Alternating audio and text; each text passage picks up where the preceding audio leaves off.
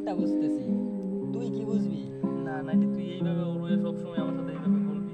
এভাবে বলবো মানে আমি তোর বন্ধু না? আরে ভাই এই জন্যই তো বলতেছি, মানে তুই তো আমার সঙ্গ দেওয়ার কথা, তুই ওর সঙ্গ দিস কারণটা কি? ওর সঙ্গে দেই মানে তুই কি বুঝতেছস? তুই তো খালি ওর খালি কারাকটা খাইতেছস। আরে না রে ভাই, বুঝ বিষয়টা, ও আমার সাথে একটু অভিমান হয়েছে, এর জন্য ওর পরীক্ষা করছে। অভিমান হয়েছে দেখি কি, তুই কয়দিন পরীক্ষা করবি? ও তো অনেক কষ্ট এই পাইতেছে। জন্য তুই ওর সাইড নিবি, আমার বন্ধু হইয়া। আমার তো ভাবি নাই, তুই বুঝতেছস না। আচ্ছা রে ভাই, আচ্ছা, তোর আমি- ভাবি নিয়া আমার সাথে ভাই একটু কথা বলা শোন, দরকার। আমি একটা কথা বলি তাহলে। তুই যদি ওই যে আমি যদি এখন যদি ভাবির সঙ্গ দিই না নেই, তুই যদি বিয়ে করে আনস, তারপর ভাবি তুই আমার দেখতেই পারতো না। আরে ভাই বুঝতে পারছিস না, কি রে, আমি তো একটু অভিমান হয়েছে, এই জন্য ওরে পরীক্ষা করতেছি। আরে